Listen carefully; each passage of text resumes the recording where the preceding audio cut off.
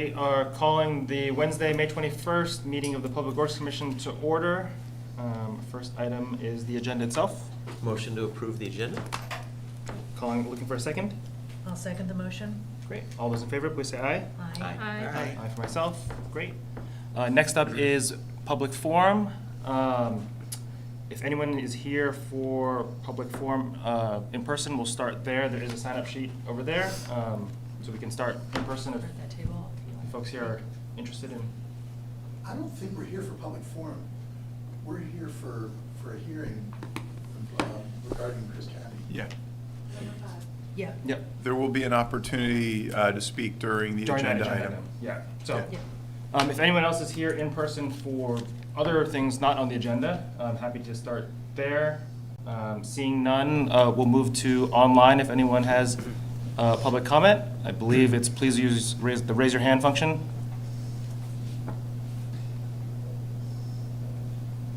Here, I do not see any members of the public who are looking to speak at this time. I do see a hand raised from our assistant city attorney, so I'll Him over to speak, but that might be for the next agenda item.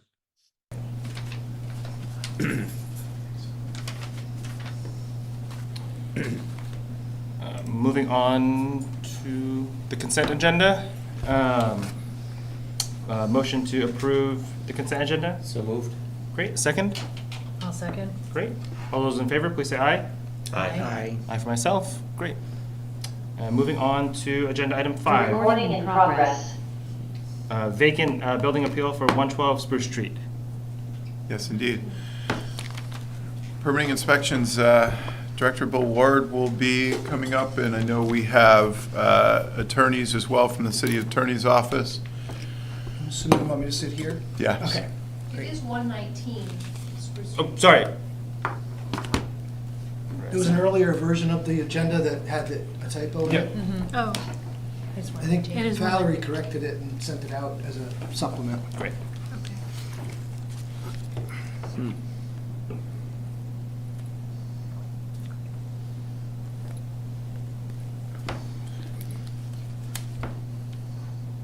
Bill, the floor is All yours. set? Okay.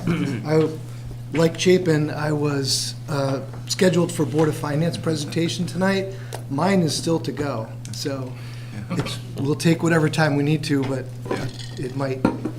this will be it for me, and maybe not Board of Finance if they go on without me. I want to be able to share my screen. I wonder if I could be it looks like I am, but I don't see an ability to share screen yet. Oh, great, I'm joining now, great. So good evening, everyone. I'm Bill Ward, and I'm the Director of the Permitting Inspections Department. Part of the permitting inspections job is to handle all the zoning, building trades permits, and housing enforcement related issues for the city. And part of that includes Chapter 8 of Burlington City Ordinances. Chapter 8 is the buildings and building construction permits, and that's where the appeal comes from. Chapter 8, Chapter 8 appeals go to the DPW Commission.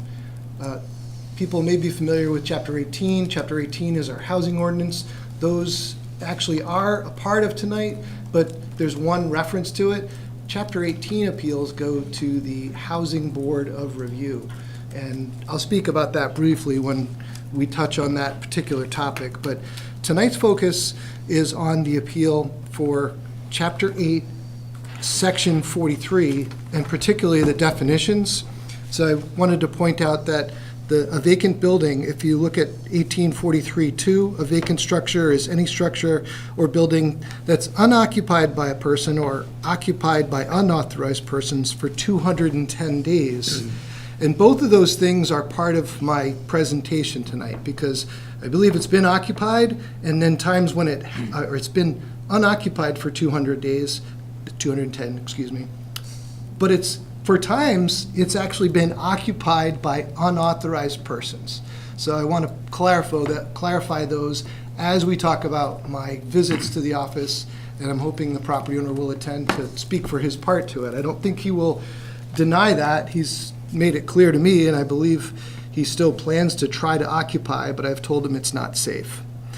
The important part of that same section about the definition, that there's a way for a building to be exempt from that section of 210 days if it's a home being newly constructed, or if it's a place that's being substantially renovated.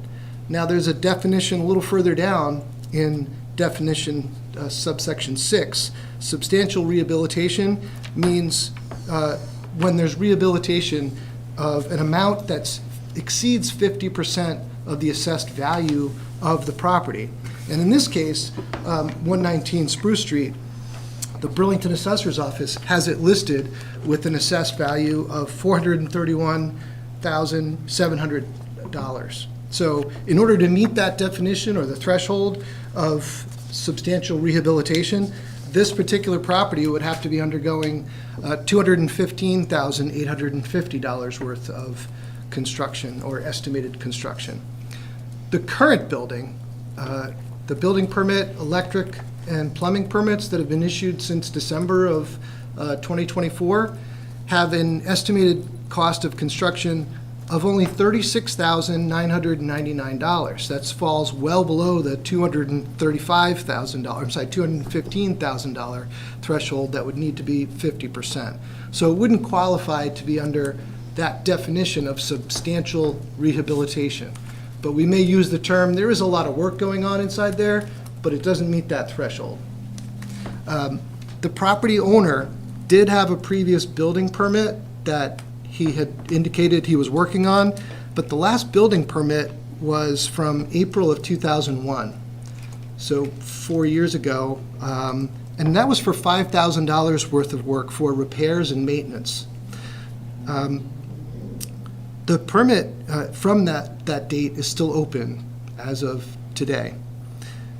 And in April of 2024, the property owner emailed me because on April 1st, the rental registration is due for rental properties. And he asked me prior to that date to say, take me out for April 1st of 2024 from the registry because I'm no longer renting the property.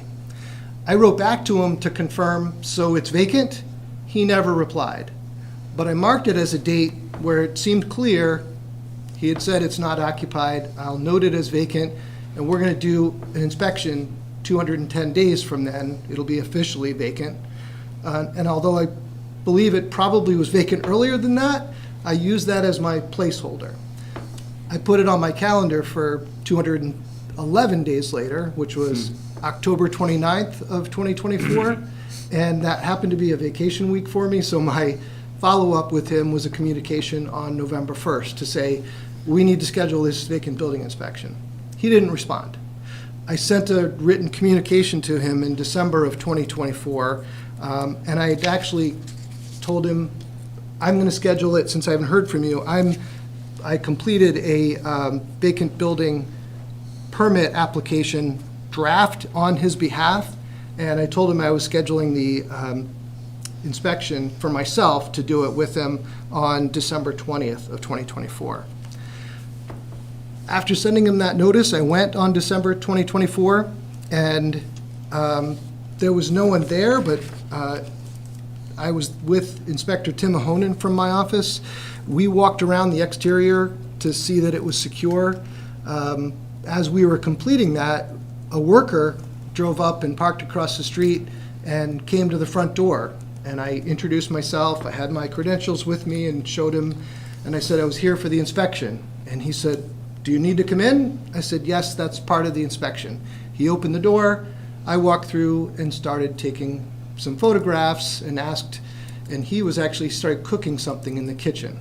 So the important part of that is, when I saw the conditions inside, I could see they were consistent with what I would call a substantial remodel. Again, but not the definition of 50%, but it was a lot of work, it was clear. But no permits at that time had been issued for that level of work, only $5,000 worth of work. It seemed clear to me by my 15 years as the director that it was consistent with well more than that. But I noticed immediately that the first floor hallway, kitchen, dining room, and part of the living room had the sheetrock removed from both walls and the ceiling. Now, I want to point to Exhibits 2, 3, and 4 that show the conditions that I saw that day. And I also want to point out that Exhibit 2 has an incorrect location on the date stamp. So the date stamp is correct for December 20th, but it shows 132 Spruce Street. That was, the photo was taken by me, and it represents what I saw that date, and that's the same for each of those photos. But the address that's on that, it's automatically generated by my cell phone. The cell phone, I can only presume, was still tracking my last location, and physically I was next door to the east of the property, so GPS-wise, I believe it captured that address. And as you note, that's, if you look at the timestamp, that's the first photo I took. The subsequent photos, by that point, had updated to be that it was tracking that I was at 119 Spruce Street. And since we'll get to it while we're on that topic, Exhibit 5, when we get to that, has a similar one. I had walked across the street to collect that red sign, and my car was parked across the street by 118 Spruce Street, so you'll see that one indicates it's the front. It is the front door of 119 Spruce, but the photo indicates 118. Again, I believe that's a GPS tracking error, why those photos are stamped that way, but you see under each of them, those are photos taken by me. They accurately represent the conditions I saw at 119 Spruce in each of those cases, Exhibit 2, 3, 4, and 5. So, while I was inspecting the second floor bedrooms, I noticed right away that they didn't look like they were under construction. They looked like they were being inhabited like a dorm room would be, or someone's son or daughter living in a different room. They just looked like a big fluffy comforter. There were personal belongings in there. There was a side table with alarm clocks, mounted TV on the wall. Completely looked occupied, again, with all the fixings of a traditional bedroom, as if someone had slept there last night, but it wasn't occupied with a person at the time I saw it. But to me, it looked like it had been slept in the night before or very recently. I asked the worker if either that or the other room that looked just like it on the second floor was being occupied by him. And he said yes, he's been staying there. I was very clear. I said, you can't stay here. The conditions are very dangerous. If I explained to him what I was looking at downstairs with all of those pieces of open sheetrock makes it extremely dangerous for people to be sleeping upstairs. I'll speak to it briefly now, but I'll follow up in a supplement. But we're talking about each of those different joists on that first floor area. And if you look at each of those photos, each one of those joists, I want you to sort of get the image of if a fire happened on that level, the smoke would rise to the ceiling. And if the smoke rises to the ceiling in this room, it hits this finished ceiling, goes across until it reaches a detector. In an area where there's not sheetrock, the smoke would rise, fill each of those joist cavities or compartments, and when that one fills up, there'd be enough to spill to the next one, to spill to the next one, spill to the next one, until eventually it would get to a smoke detector. That's when a smoke detector would sound and let someone who's sleeping upstairs know, hey, there's a fire, all the alarms are now going off, you better get out. That makes it significantly dangerous because any delay in alerting someone to a fire delay in seconds can cost lives. This could take several minutes, if not longer, for the smoke detectors to work properly. That's part of why a building under construction like this shouldn't be occupied. It can't be occupied safely. It can be occupied for construction, storage, and those types of activities where someone is awake. But if someone's asleep there, it's particularly dangerous for them. So I made it clear to that person. He said he understood and he wouldn't stay there. Before leaving, I went out to my vehicle, as I described earlier. I got a red unfit for human habitation sign that was filled out by me, posted on the front door. It's covered under Chapter 18 of Burlington City Ordinance, and it essentially means that either one of the health officials, I'm Burlington's health officer, but I'm also the director of the inspections department that is responsible for doing rental housing. I'm authorized to issue those notices. I put it on the door to alert whoever else might not be there, because this person was told, I wanted other people to know, if you're sleeping there, it's unsafe for you to live there. That, on the bottom of that red posting, has a appeal notice that it's appealable within 30 days by notifying the director of the Permitting and Inspections Department. My responsibility, as I did here, notifying the DPW Commission, if it's a Chapter 18 violation, would have to be reported to the Housing Board of Review through the City Attorney's Office. There was no appeal of that order. That order stands. It's still listed as unfit for human habitation. I took a photo of it, and I've included it as Exhibit 5. The property owner was not there on the day of the December 20 noted inspection, but he did follow up with me and ask that I come there with the building official, Kim Iannelli. So we scheduled a meeting with him on December 30th of 2024, and at that meeting, he described, as we looked at the same areas that are depicted in Exhibits 2, 3, and 4, he said that the expanded scope of work that we saw was a direct result of a February 2024 incident that he described as, quote, a devastation incident, unquote, when a pipe burst and the ceiling sheetrock from the first floor ceiling was effectively destroyed. So I think this was the primary reason why the extensive ceiling sheetrock was being replaced. But during this inspection, I had also noticed that in the basement, there was a new heating system that had been installed. And both Kim Iannelli, the building official, and I pointed out to the property owner that there is not a permit on file for a new heating system for the property, and that should be corrected. Again, that was December 30th of 2024. The property owner had already applied for a building permit, and after the building official saw the conditions, later that afternoon, December 30th of 2024, the building permit 24-882 was approved for this expanded scope of work of the building renovations, and the estimated cost of construction there by the owner's declaration was $9,999. The property owner, during our visits with him on the 20th and the December 30th, had indicated to me that the building wasn't vacant and that this was his residence. He said he lives there. I noted that because on January 2nd of 2025, when we received payment for that building permit, the return address that came in on that, which is entered as a copy of that envelope, is entered as Exhibit number 6. That's an envelope that the payment was received by our permitting technician, and he brought it to my attention that the return address was not 119 Spruce, but in fact it was what we have listed for the property owner as his address, which is 82 Overlake Park.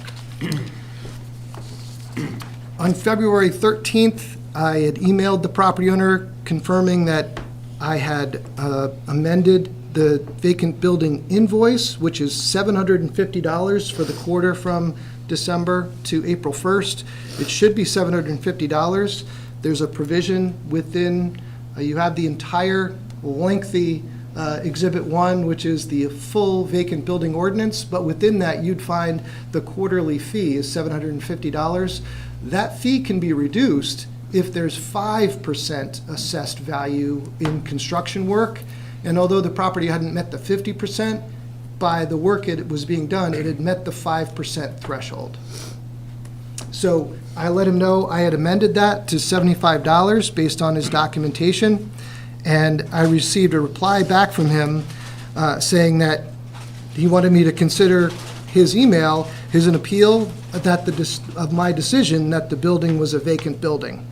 And based on that, he had said, because he'd been living there and another person had been living in the building. He said it was evidenced by numerous parking warnings he had received, and the inspection was evidenced also by occupancy and utility bills. He did not provide any to me, but that was his statement.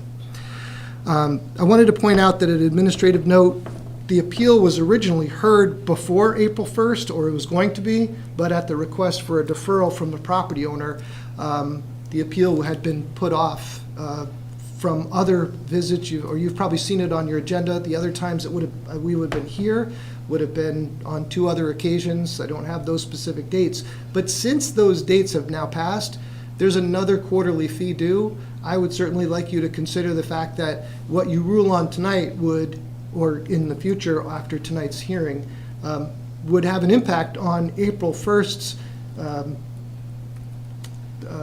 quarterly fee as well, because if the vacant building is found to be, the way I've described it, a vacant building for January, it is also a vacant building, in my opinion, now, and so we will be expecting the same thing from the property owner.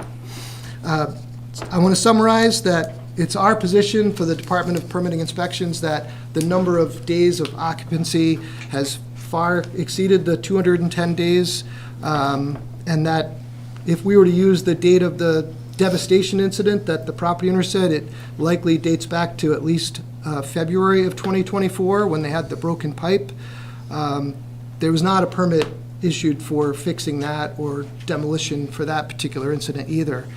But I believe the facts show to me that it clearly has been in an uninhabitable state since that date, and certainly from April 1st when he asked us to take it out of the vacant building ordinance. I'm sorry, the vacant building system and have it not be deemed vacant. So I said it before, but buildings that are under construction have a higher risk of fire event, and they're just unsafe to live in. When someone lives in a building that's under construction, the chance of a fire increases due to the human activity. You have construction workers, you have people trying to work and live on the site. The work site conditions can result in holes like you've seen in exhibit number 4. That's a hole in the floor of the kitchen. Certainly a trip hazard for workers. There's other loose things there. Someone is living in that building. Those things represent hazards to them as well for safety, but also for fire. That's an open penetration. If there is a fire in the basement, it's going to spread quickly to those other floors without any separation. Worksite conditions often have slips, trips, and falls, and mixing construction workers together with residences certainly increases that risk. The exposure to toxins at a construction site is certainly a concern. Construction materials often have harmful dust or fumes and other toxins that can impact the air quality for the workers, and particularly for people who are trying to live there, or their items that get impacted by the dust that's left behind, and then they go sleep on the bedding in the same space. There are other hazards like electrical hazards. When you have an open electrical permit, there could be open hazards for people who live there. A contractor working might know that there's a hazard, but someone who's living there may not be aware of the work that happened during the day, and it's potential hazard for them. The same thing with plumbing. If there are plumbing activities happening, that can, before it's finalized, that can lead to leaks and other issues that can cause health-related problems and water damage and unsanitary conditions. The unpermitted heating system is a further risk for the occupants. That should be addressed quickly. It's well past the winter now, and as of the date of the hearing posting, it had not been, a permit had not been requested for that heating system. The ceiling-mounted smoke detectors, as I mentioned, are a limiting factor. You have a safer condition if you have ceiling covers like sheetrock on your ceiling, and the smoke detectors are in place on a sheetrock ceiling.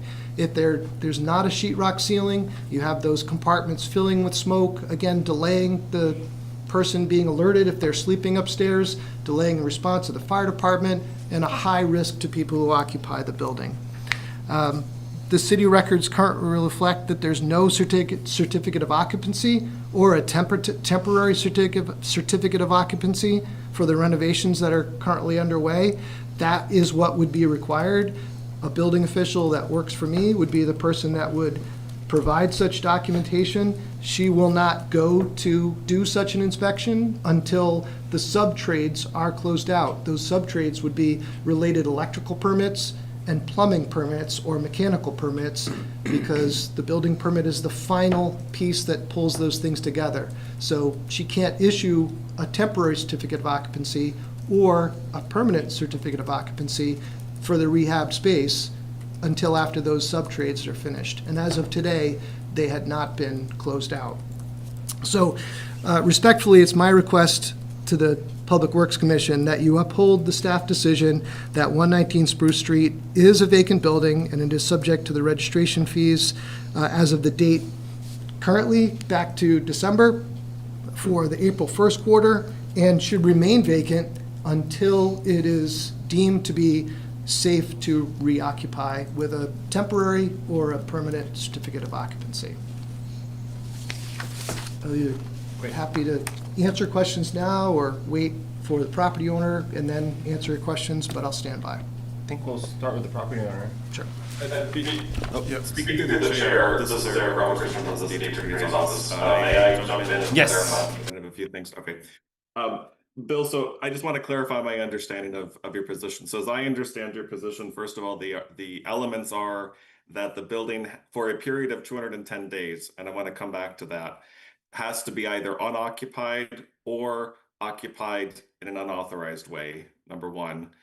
And so it's 210 days occupied or unoccupied or occupied in an unauthorized way, and there's no exception. Is that right, first of all? That's correct, and I want to point out it's occupied for the purposes of habitation. Because there's a building permit, they can certainly occupy to do regular construction materials or to bring storage in or out, but to occupy for habitation is unacceptable, and it's unsafe in this situation. That's what makes it vacant. Okay. And then at least since December, it was red tagged and that wasn't appealed. So any human habitation would be unauthorized at least from December. Is that correct? Correct. So either it's unoccupied or else it's occupied in an unauthorized way. Okay. And then we're only looking at quarter 3 of the fiscal year. We're looking at the period today from January to the end of March, but the decision today could have ramifications for quarter 4. Did I understand that correctly? Correct. Okay. In terms of why it's not exempt from the vacancy requirements, it's not substantial rehabilitation and it's not new construction, and it's not substantial rehabilitation because it's $36,000 worth of work and the structure's worth $700-some thousand, correct? The structure's worth $400. 400. Correct. Yep, $400 plus $1,000. It would need to be $215,000 worth of work to meet the 50% threshold. Okay. And then the piece that I didn't catch, so I just want to make sure that I'm clear on the facts, is the 210 days. So I understand that at least as of December, we're in a situation where either it can't be inhabited, it's not authorized for habitation, at least as of December. So either it's vacant or it should be, basically. So that's how it meets the definition from December. But can you explain to me again where from when to when we're measuring the 210 days and how we know that it either for the whole 210 days wasn't occupied or shouldn't have been? Sure. So the property owner himself notified me in March of 2024 to take it out of our rental registry. It had been registered for the entirety of my time as the director for the last, well, I shouldn't say that. Since the entirety of this property owner's ownership of it, it has been a rental. This was the first year under his ownership that he asked me to take it out of the rental registry. As of March of 2024, he said in his own words in writing, he told me it's no longer being rented and it's under construction currently.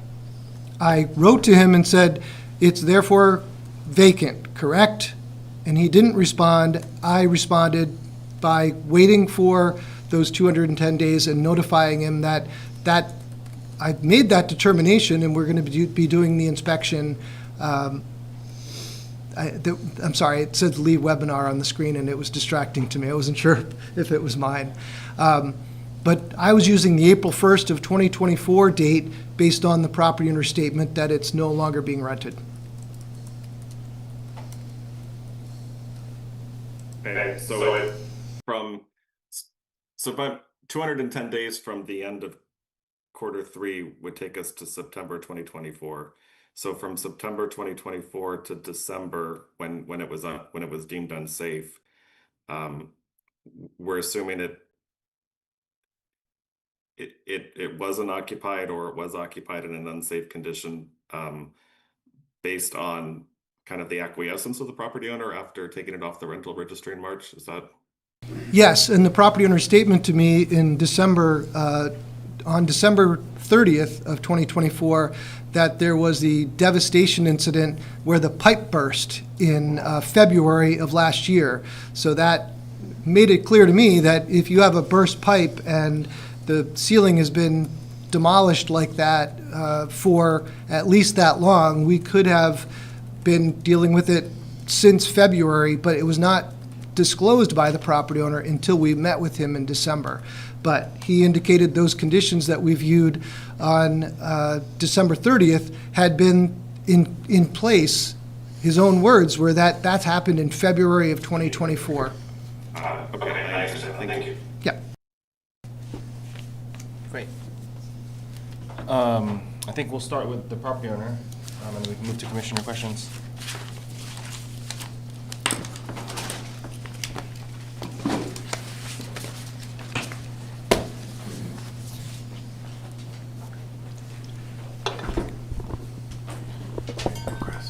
Hello, hi, my name is Chris Camney, and I'm the property owner of 119 Spruce Street, and that is quite a show. I don't even know how, I have a lot of unwinding to do here.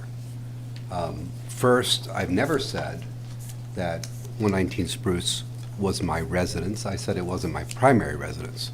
I do occupy the property in some capacity.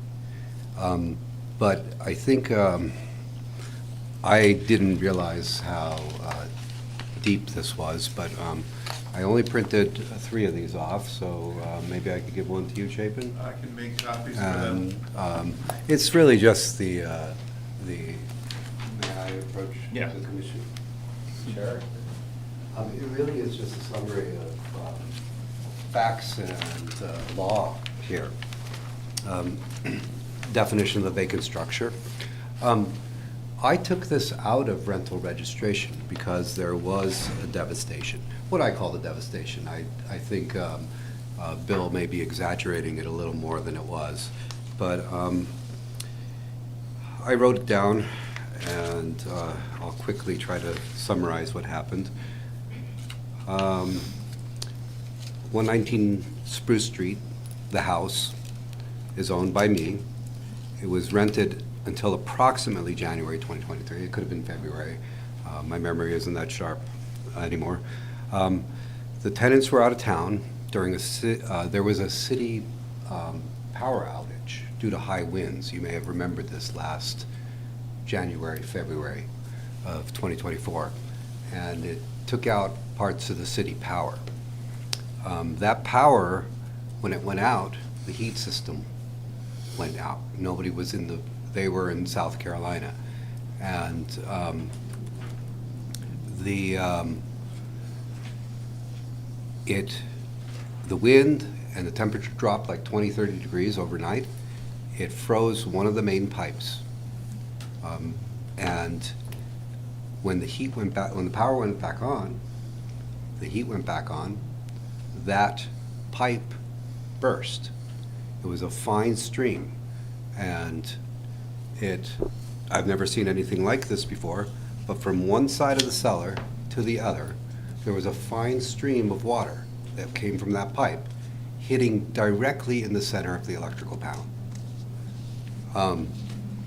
Most unusual thing. Made all the breakers pop, and over the course of 2 days, when all the breakers popped, the heat system went out again. And these are cast iron radiators.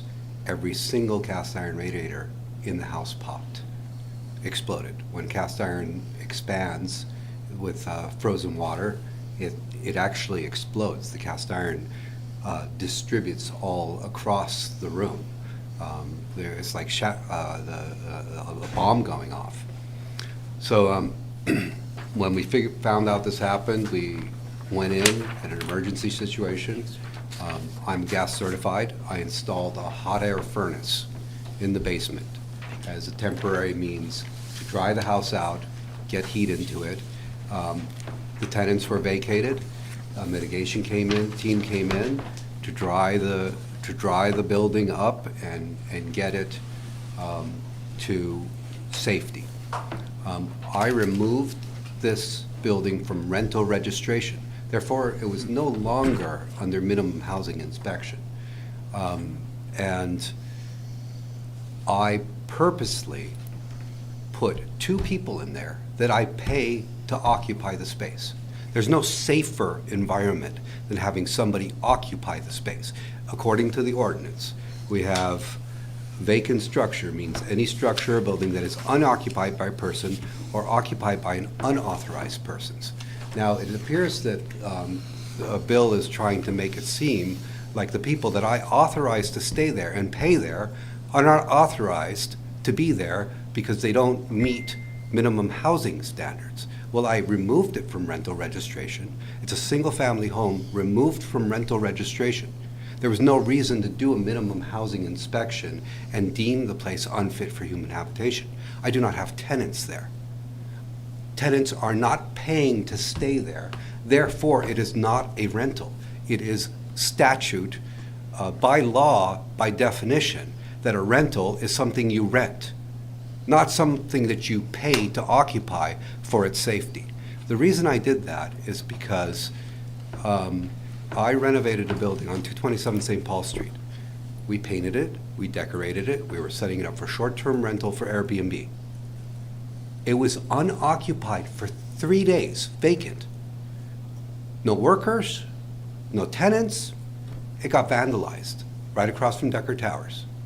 The people that the city threw out of there, the heroin addicts that were no longer welcome in the corridor, were thrown out. They came in and they vandalized my building. Therefore, I hire people to stay in buildings that could be considered dangerous or vacant. Thereby, that's the question I asked the commission.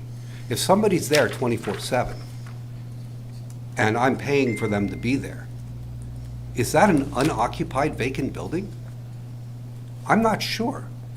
It's not clear in the ordinance, but it seems by logical standard that if somebody is there, then it's occupied. If I'm there, it's occupied. If somebody is there 24/7. So I took Bill's unfit for human habitation in January. I said, I don't want to mess with the system. So I moved everybody out and said, okay, we have to just try to make sure that this building, it is in a residential area. The neighbors do keep a close eye on it, so there is some security. It's not like St. Paul Street, right across from Decker Towers. It is a more quiet neighborhood, so somebody would see. But I was hoping by fate that everything would be okay there. Until one of the neighbors last week, in a vile manner, screamed, called me an asshole, and said that the whole neighborhood is terrified you're going to blow this house up. My heart dropped. I said, at that point, no more. I wrote Bill. I said, I am reoccupying this structure. I am not going to be framed by rich, upper crust white neighbors that are going to threaten my building and then try to frame me. There is no way. I reoccupied as of last week. It's not happening. You guys want to arrest me, throw me in jail for trying to secure my building? Go right ahead. I'm keeping people there, period. And I will appeal any decision that's not in my favor tonight to a court to go through these definitions. 210 days of unoccupancy. Well, I had people there every day from the time that this building experienced this devastation. This unauthorized heat system that Bill speaks of was a temporary heat system. I'm gas certified. It is no longer there. I've removed it. It is completely gone. In fact, I've written Bill several times requesting a safety inspection. The picture that he sent to you was when he came for a minimum housing inspection. He told the person that I have there, Wilmer, he said, we have a noontime inspection and Chris has authorized us to come in. And he let him in. A single-family home that's not under a rental registration, to deem it unfit for human habitation under minimum housing standards. Why is a minimum housing inspection being done on a building that's not rental registered? It's a single-family home where I'm paying people to protect it. It's a very different type of occupancy here. But the question is it occupancy? If somebody is there 24/7, is it occupancy? And I do have permits. I did open a building permit, and I said I maintain the right to occupy 3 rooms on the building permit. It says that. I'm maintaining the right to occupy 3 rooms of that building, of the house. Then the electrical permit we've gotten. I'm an electrical engineer. I understand electricity. I have over 40 years of electrical experience wiring homes. I still hire master electricians to do the work. And I told Bill in an email, I said, this house is 100% safer than it's ever been, because we have taken out all of the knob and tube wiring. In the rooms that are occupied for the protection of the home, we have a single new wire that operates 1 outlet. We have 1 outlet for the main floor, for the work that we're doing there. The picture that Bill showed you, it's smoke and mirrors. There's a hole there. Well, that hole's not there. We have beautiful quarter sawn craftsman oak and mahogany floors that now cover that space. I asked Bill to come and inspect. The answer is no. We're going with what we have documented already. So I basically have written at the end of this is my facts and testimony in writing. I believe the word authorized above means who I authorized to be in the building. And that's evidenced by Article 3, Section 842, Statement of Findings and Purpose. Structures that are vacant are not properly and not properly secured are dangerous and unsafe in that they are extremely vulnerable to being set on fire by unauthorized persons. I'm not authorizing anybody to go into my house and set it on fire. I'm hiring authorized people to make sure it doesn't. And there are examples in this city of unauthorized people breaking into vacant structures, trying to keep warm in the wintertime, and setting fire to them.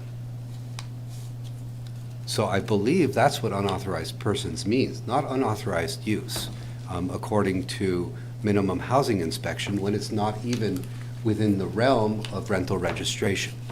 I've removed it from there.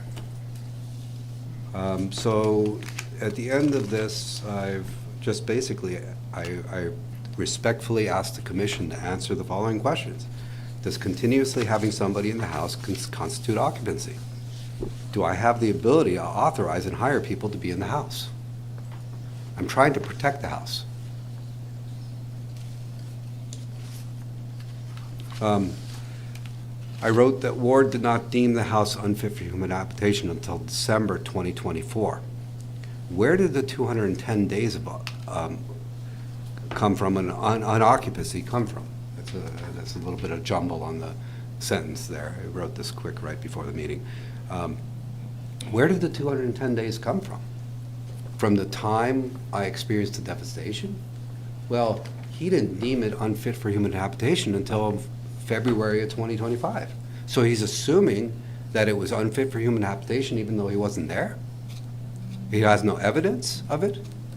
I had people there, it's my testimony, I had people there occupying those rooms, and I was occupying the space in some capacity every day. We were there every day. And you can ask the neighbors if we were there every day because we had to deal with the parking every day. And I feel like this is the bigger part of the aggravation is people don't like seeing my vehicles there. They don't like seeing me work there. They don't like seeing me be there.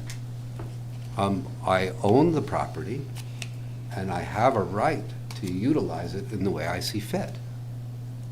If there's a question, if it's a zoning violation, as if it's a single-family home, please provide that violation so we can have that argument. I'm open to that discussion. And then finally, I would request that the commission respectfully give the opportunity to come over to the house and do their own cursory look and safety inspection to see if what I'm doing is so out of proportion with in endangering a house and the neighborhood. I think that's the bigger part. Come over and take a look. Thank you. Yeah, Director Ward, if you'd like to respond to anything there before we move to commissioner comments. Yes, just, Sorry, there's a, from the City Attorney's Office. Yes, City Attorney. Actually, I have a question for Mrs. Ward. Yes, please go ahead. Mrs. Ward, so we know that the building couldn't be occupied for December because you red tagged it and that wasn't appealed. So that's a final decision. And we heard on the record the condition of the property started in February. Did that condition, as it was described, violate any laws? the condition as I saw it in December and the property owner said was exactly what happened in February. The work taking place without permits would violate laws, and being in that space when it shouldn't have been occupied would have been unauthorized, but I guess I'd have to ask for clarification. If you're talking about like laws like trespassing, of course, the property owner can have construction workers there, he can have people who he wants to go there. In fact, he could hire a security person, but he should not hire a security person to sleep if that's his intent, because that, in my opinion, violates the sanctity of what should be an uninhabitable property. When you have an unsafe condition, the pipes burst, there wouldn't have been any water at that point, that would have made it unfit for human habitation. And although this isn't about Chapter 18, I'll point out that all houses, not just rentals, are subject to Chapter 18. It's a housing ordinance, but we don't inspect owner-occupied homes. But if the fire department called and said, these are the conditions in a single-family home, we were just there, I could put that same sign on any home that, as the director of the department, that we deem the conditions were such that it's unfit for human habitation. So I was going by the property owner's statement that those conditions had existed since February of 2024, when the pipe burst, creating those conditions that I saw. And so in your opinion, you could have red tagged it as early as February based on that? There's an implication that I'm doing work without permits. I don't see that to be the case. I think that's an assumption and an implication. And retroactively red tagging something, I've never heard of that. It just seems like they're really pushing the boundaries of the rules, and they're trying to force, what I see is they're trying to force this building to be vacant. Why? We don't want it to be vacant. We want it to be safe. Are my workers unsafe? They have other residences. They live in different apartments, but you know, they're there. And if they choose to sleep, There is a couch and a bed in each one of these rooms, and rest, I don't see that as an issue. I have smoke detectors, AC/DC combination, carbon monoxide smokes in each room, and Bill pointed out, was it yesterday, Bill, or the day before, that Do you you heard... want me to answer his direct Yes, questions, go or do you ahead. want me to? Go ahead, Director Ward, if you would like to respond to this question. Yes, as of yesterday, I think it was yesterday or the day before, you said that you drove by the property and the smoke detectors were going off because we were working. Well, those smoke detectors weren't going, they're interconnected. So yes, they set off the smoke detectors properly in the room that it created the dust in, but that's not the rooms that are being occupied.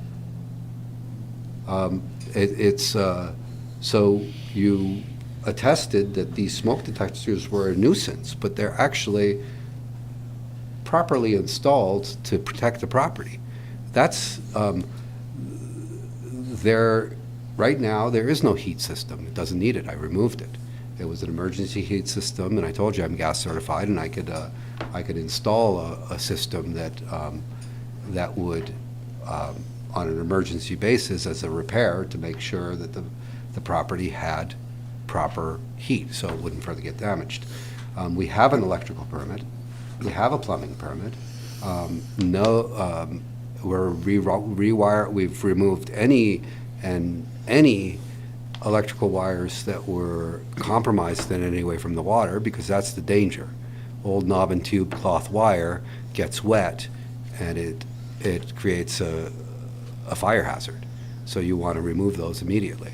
And that's all been removed and disconnected, and then anything new, all the new wiring that's done is not fired up, so we have very minimal wiring there.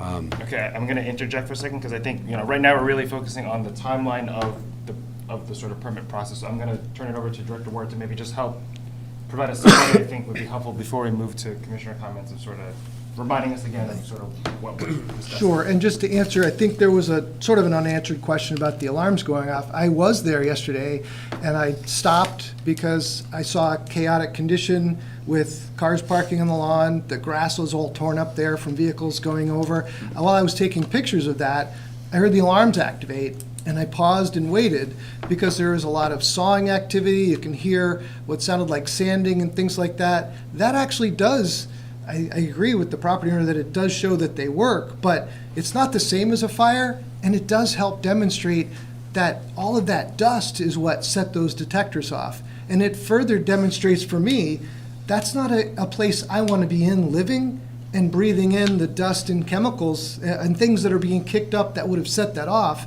as a habitable space. To me, it furthers my point that that's not a living space. It's a construction zone, and it's unsafe for that. So I feel pretty clear that by his own statement, he told me it's been in that condition. The pipe burst, there wasn't water in February. He asked me to take it out of the system for April 1st, and because it's been under construction for so long, that's more than reasonable. And he said I was there for a minimum housing inspection. I was not. I was there for a date. I told him I sent him a letter to Overlake Park in November saying, in early December, that on December 20th, that's the date I would meet him there for an inspection, since he hadn't responded to me in my reply for November. So I was there on the date and time, and his worker showed up a few moments later, and I told him why I was there. I was there for an inspection, and the worker let me in. He had access. I didn't say I was there for a minimum housing inspection, so I just wanted to clarify some of those things. The dates, I stated from the beginning why I selected those dates. April 1st to the end of October is what I calculated as the 210 days. And so part of that period would have also been eligible for a fee. Been very generous with the fact that we were starting with the January 1 through March quarter. That's the issue for tonight. And if we come back for another hearing on other issues, happy if that's necessary. But I certainly would answer any other questions the commission has, or if there's more from the city attorney that's representing you. Great, thank you. So there's We're going to move to commissioner comments right now, just to see if any other commissioners have questions first. Turning to the left, I'll start with Commissioner Davis. Okay, Director Ward, could you clarify what type of inspection was being performed on December 20th, I believe? December 20th was the stated purpose in my letter that I sent to him in early December, that it was a vacant building inspection. Generally, it's to see that the conditions don't allow trespassers to get in, that it's secured from the exterior, and that it's weatherproof. Part of being able to see what the conditions are inside help us to determine if there are leaks or other problems with the inside. So the weatherproof piece is where, when the person arrived to let us in, we were able to determine and see what else was happening on the inside. So it was vacant building inspection on the 20th, and it was the property owner's request that we come back on the 30th with a building official to see the work. So there were 2 visits in December. Okay, thank you.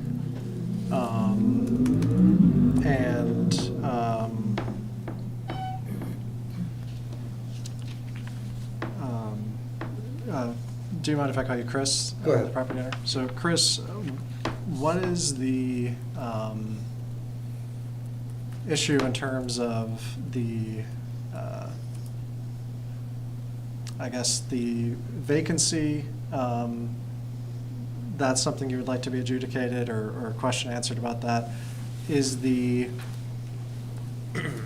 fee associated with the vacancy, the penalty, are you disputing that it should not be $750, disputing that it should not be $75, or are you not disputing that? Well, it's, Jacob, is it okay? Yes. Okay, so Jacob, it's like a smoke and mirror production here, is that the part of the house that's being occupied is safe, and it's free of work. The houses are big. Everybody here has probably been in a home that has been worked on while they were in it. And they find ways to survive, and that's living there. I'm occupying 3 rooms that making sure that this house is safe during the process of the renovation, the rest of the renovation, getting it back to where we want it. So when he's saying Bill wouldn't like to live in a house that's under construction, well, I don't blame him. That's fine. But that's not what's happening here. So call a spade a spade. I can get around the fees, but that's not what's happening. So why should I get around the fees by just saying, okay, well, I'll just file another permit, put in $10,000 for another $9,999 for work, and the $750 fee gets reduced to $75. Is that big of a deal for me? No. But it's the same thing, like they're also, Bill noticed the condition of the lawn. Well, the neighbors have made it such an impossible task for me to park that they've requested the city revoke my parking permits, which the city did. And then they generously said, we're going to offer you, instead of having 4 residential permits, they're like, we're going to generously offer you a landlord permit. Well, yeah, sure, I can use that, and that's fine, but call a spade a spade. It's not a landlord permit. I'm not renting the place. So why do I need a landlord permit? Just let me have my residential permits like everybody else. The residential parking ordinance is clear. It says, to be determined if you are a resident, show proof of ownership, period. That's it. That's the only criteria. So the next hearing here is going to be over the parking. They towed one of my vehicles because they said I wasn't a resident, even though the resident permit they issued was hanging there. Why? All of this city resource, all of this commission hearing and time and police to tow the car and all of this energy. We're not here to talk about all of parking permit related okay, stuff. all We're of here for this the vacancy energy, item. for what reason? So to answer, this is the long answer to your question. Why do I not want this? Because it doesn't fit in my world. It's not true. That's the basic premise. I can pay the $75 waiver and get the construction permit, but it's not the case. It's not vacant. Don't insult me. Tell me that me paying somebody to occupy the place 24/7 is considered a vacant building, and I'll pay the vacancy. That's what I want to hear, okay? Thank you. In terms of the inspection on the December 20th inspection that you were notified of,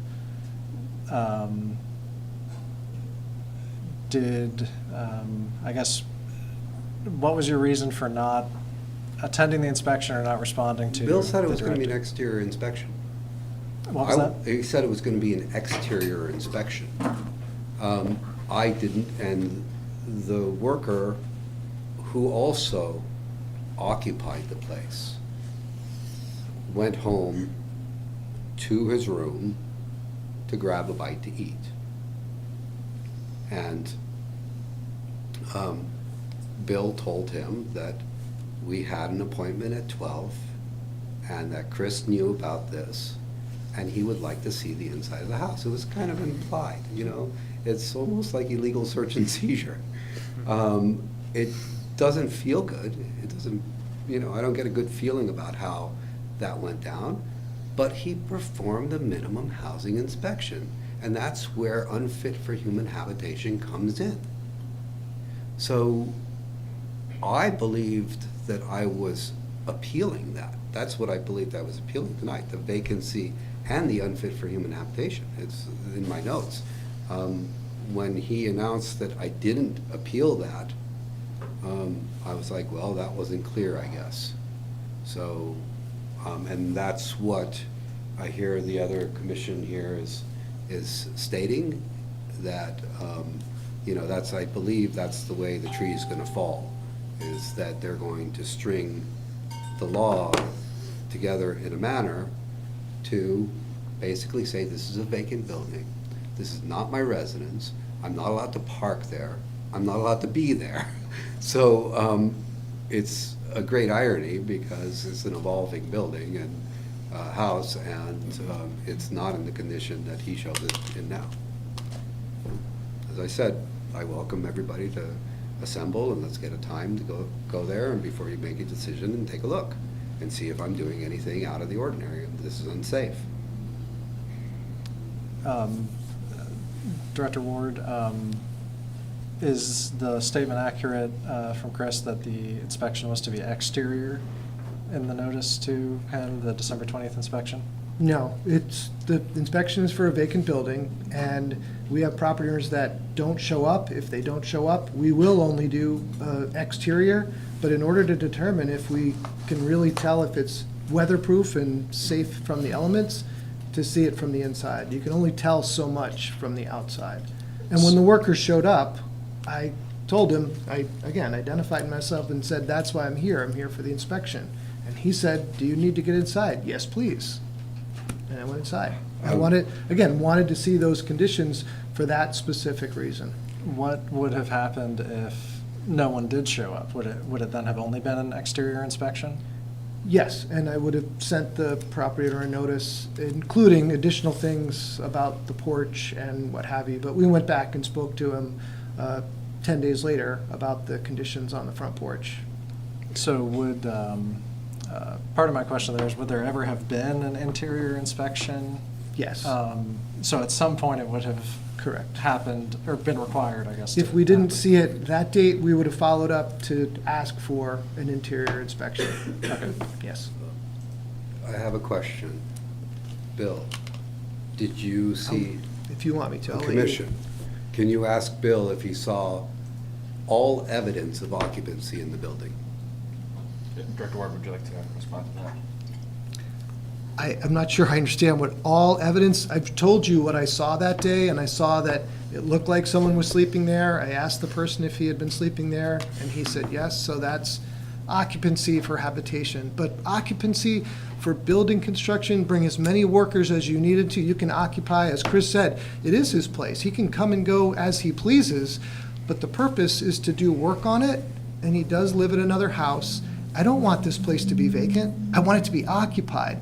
That's the purpose of a vacant building permit, to bring the place back to occupancy. So I want the permits to be completed and a certificate of occupancy to be issued, so it could be safely occupied either as a single-family home, owner-occupied, or rental. I have no preference, but a safe residence before someone's sleeping there. Great, thank you. Commissioner Davis, any other questions? That's all I have for the moment. Thank you. Commissioner Novaco? All right, okay. So Director Ward, this all started because Mr. Camney removed the house from the rental registration, Correct. right? Is there a more formal process to move from a rental to a single family? Or is it just you take that property off of the rental registration and it just becomes a house? I wouldn't call it a formal one, but we typically, when a person says, I've been renting this, but I'm no longer renting it, I moved in, or a family member has moved in and we're not renting any longer, we typically take it out of what we call the hub, and we say it's no longer a rental, but it's still a residential unit, and we ask the property owner to let us know if that changes in the future, to put it back into the rental registry. So it's it's more of a notation in our system and not a formal process. Okay. And then you said April 1st, 2024 was the default vacant building tracking date. And then the level of construction, and while Mr. Camney has some of the permits out, you noted that the level of construction in the house was greater than the permits that he originally pulled. So because of that construction, is that part of why the house cannot be legally occupied? It's not why it can't be legally occupied. The problem would be that if you're doing more work than what was previously authorized, you're directed to go get another permit to correct that and bring the record up to date. So it's part permitting, and then the level of construction that didn't match the permits. Correct. That's Okay. what made it unable to be safely occupied, because someone could occupy a space, and if they're changing out cabinets one at a time, that happens a lot. You're not, or you're putting an addition on the back of a house. You can still occupy your house, but most contractors will seal and tape off the work area so you don't have the construction dust and debris and other elements going into the rest of the house. That's not the case in this place. What we saw was no separation between those areas, and generally an unsafe condition. So two different things. When someone has a small construction project like the $5,000 that was originally proposed in 2021, that would have been not unusual for someone to continue occupying, take down kitchen cabinets in that area. You can still use another part when you're not, in that specific spot. But again, most people are not going to cook in the kitchen at the same time that a contractor is doing that type of demolition work, and it potentially could be unsafe depending on older houses. Lead and asbestos risks are there. In fact, what you heard tonight, Chris is right, that the worker came back and he actually was preparing food in the kitchen that you have a picture of. There's no ceiling covering in that area, cooking in an area where, that's not what we recommend in an area that's under construction. And so, hang on, Chris, I can feel you chomping at the bit over there.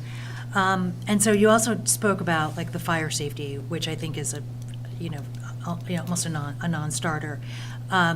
What are the requirements for habitation with the smoke detectors, and you also mentioned like the exposed joist? Are there minimum requirements that for either a single occupancy, like a single family home, or an apartment? Are they different? No. Okay. They're not different for those things. And again, it They depends. absolutely are different, Bill, that's inaccurate. Wait, just let me. So if you're working on one or the other, it makes no difference. The conditions are going to be the same. That if you're taking down that amount of sheet rock on the ceiling in a rental or in a single-family home, it makes no difference. Okay. It wouldn't be safe to occupy. Okay. Okay, I think those are just those are all my background ones for now. Okay, thanks. May I address? just We're going to continue with commissioner questions. We want to get through, at least have the opportunity for all commissioners to ask questions. Commissioner Mutano, any questions? Yeah, I have a question for the city attorney or assistant city attorneys, if they're still online. Just a definition question. In Chapter 8, Section 43, subsection 2, what is the definition of unauthorized person?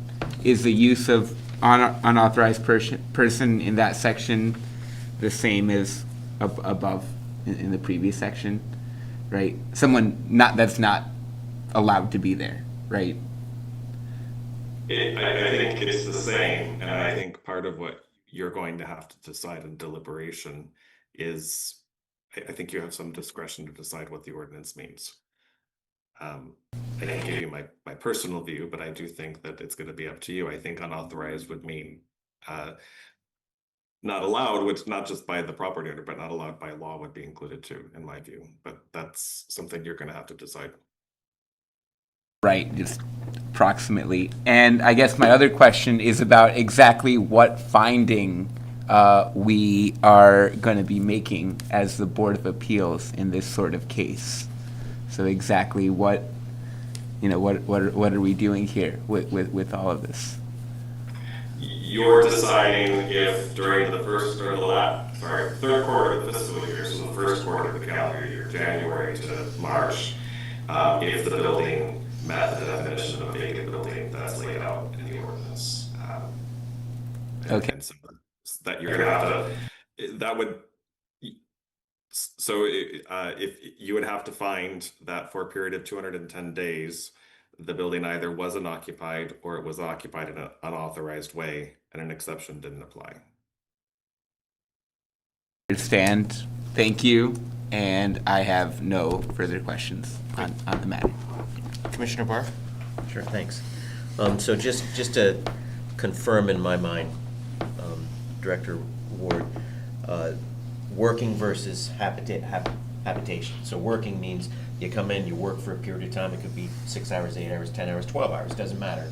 But you're not physically stopping work, and then it becomes habitation if you're going to a bed, sleeping there, cooking, doing all those kind of things. And that's clearly what the distinction is between somebody living there. Authorization to be in there, he can authorize whoever he wants to be in there.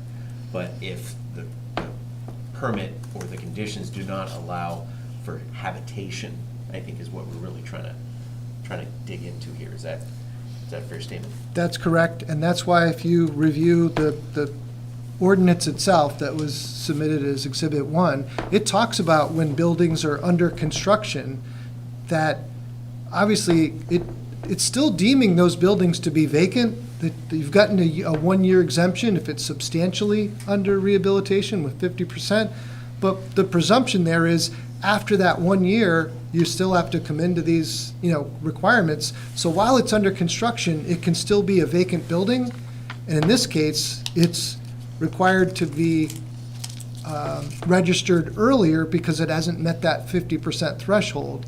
So it's got a building permit. You can do those things that are associated with the building, the construction, the work, and things like that. What I typically tell residences when the place is deemed unfit, it's not a trespass notice. You can still come and go from the property, but we don't want you laying down on the couch to watch a movie because you're going to fall asleep, and that's habitation. Going up to take a nap, and that's habitation. You're living there. Generally, cooking meals at a place is considered habitation as well. People at a construction site eating their box lunch, that's not, It's not great if there's dust going through the air to be eating in a condition like that, but it's less about that. It's really focused on the sleeping, because you're less alert to the hazards that might be happening. And in particular, as I've mentioned a few times now, the alarm sounding is delayed and you're sleeping, that's even worse. Right. And the permit issues, I know that you found that it did not meet, or you did not believe it to have the correct permits for the amount of work that was doing. Has that been rectified? The building inspector has issued an additional permit on December 30th for the additional scope of work. Okay, all right. Good, I think that clarifies the things that I needed. Vice Chair Fox? To be honest, I don't have any questions that haven't already been asked by other commissioners, so. Great. I think a couple questions. One is, if a property owner has a property in the rental registry, my understanding is they have to get a permit to have a rental property, and I don't know what the terms are for that. If somebody says they want to take it off the rental registry, is that permit no longer good anymore? Like, whatever the time period that's left on it, is that no longer sort of factored into? Well, I don't know that we've ever changed the date afterwards, but effectively, it would be irrelevant in the sense that if you told me you're no longer renting, it could still be rented from an inspection purpose, if it's got another year left on its certificate of compliance for rental housing. But if it hasn't been paid for, then the ordinance says you can't rent it unless the registration fees have been paid and it's up to date. So you have to have both of those things in order to be fully compliant. So if it's got a compliance date that's valid into the future, but you take it out, it's taken away that two-prong test. You've taken away one of those prongs, so it really can't be legally rented any longer. Once you've taken it out of the registry, you'd have to re-register it for it to be legitimate. But you've already met one of those two prongs to be able to meet that eligibility. It's more of a technicality. But no one's going to challenge us on it, because if they're really not living there, it wouldn't matter it wouldn't matter to someone if it's expired or not, the certificate. Okay.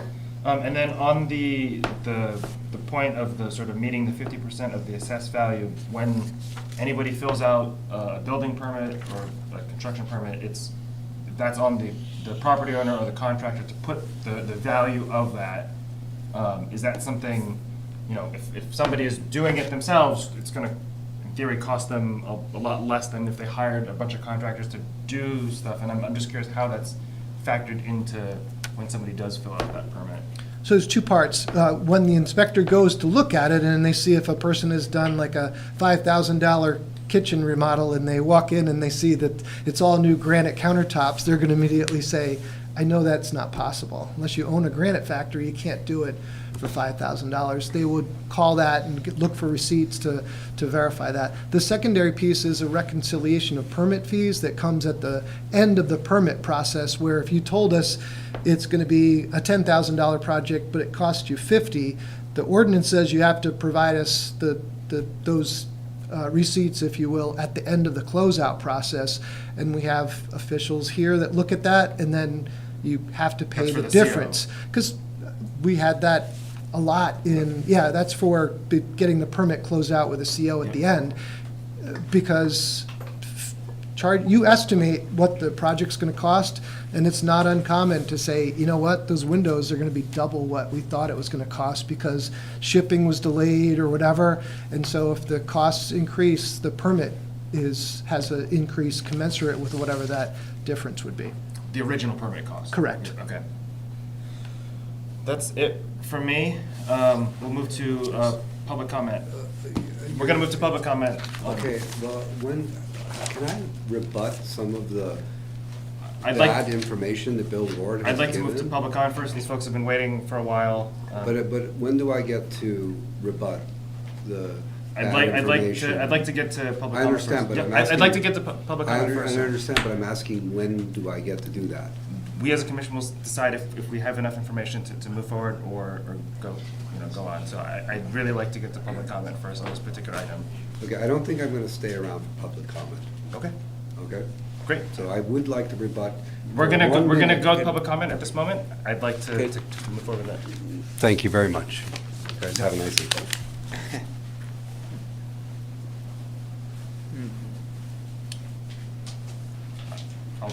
I'll turn it over to public comment if you'd like to go first.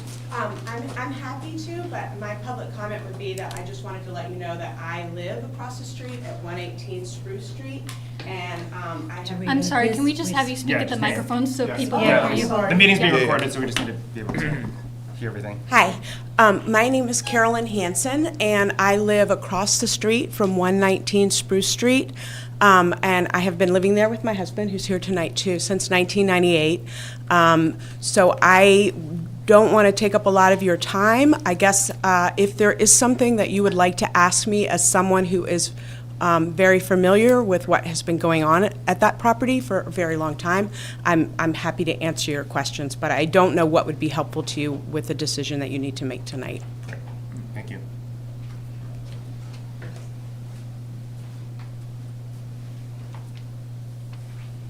Hi, I'm Kathleen Toto.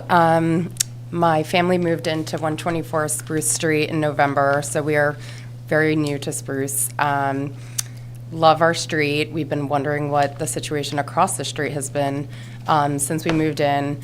I'm a stay-at-home mom, so I see that house 24/7. I would just like you to know that there is not anyone living there 24/7. There's workers coming in and out. Occasionally, there's a girl in the middle of the night that will enter the house, turn a light on, make some noise, wake us up, leaves the next day. It is not the situation that might have been described to you by the homeowner. So just kind of wanted to clarify that. It's been vacant. I'd say that there's visitors, but there's no one occupying that property. Great, thank you. Anyone else here for public comment? Great. Anyone online? Oh yeah, anyone online, Rob, for public comment?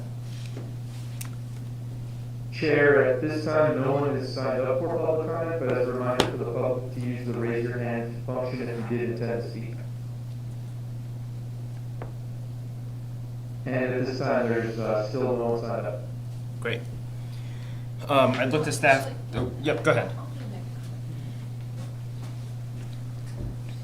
Hi there, I'm Stephanie Waite. I live at 138 Spruce Street, and I have lived at that address since October of 2006. And I would just say I have a lot of concerns about the safety of the property, as well as the fact that it seems to be used as a private dump of some sort. But I do want to say that I wish he was here, because I do not appreciate making this issue something about race or socioeconomic status, because that was an unfortunate outcome of his participation. So I appreciate all the details about the occupancy, and I leave it to you to make those decisions, but I thought that was a very unfortunate part of this conversation. Can everyone who's spoken sign in, please? Thank you. So I'm just going to ask staff sort of what, because this is sort of a quasi-judicial proceeding, sort of what the next steps are. And I see assistant. Yep. It sounds like the appellant is no longer in the room. Is that correct? Okay. So if he were in the room, I'd recommend giving him a chance to rebut, but he's not. I haven't heard a request from Mr. Ward to rebut. So if he's not requesting to rebut, I would close the hearing, and we'll have deliberation after the meeting tonight. Great. Excellent. Thank you, Bill. We'll close the hearing and deliberate further. Do we have to make a motion to close it? Is it a motion? I'll make the motion to close the hearing. Great, looking for a second? I'll second the motion to close the hearing. All those in favor, please say aye. Could I ask a clarifying question first? Are we not doing the rest of the agenda first? Is it after the meeting or after this agenda? Correct, it's item? after the meeting. After the meeting. We So deliberate. you'll go to the next item after, technically the chair can close the hearing, that's fine, you can continue the motion. Then you'll take the rest of the items on the meeting, then you'll adjourn the meeting, and deliberative session is not subject to the open meeting law, so we'll deliberate afterwards, and I'll come I see. back and join you for that. Okay, thanks, I see that. Yeah.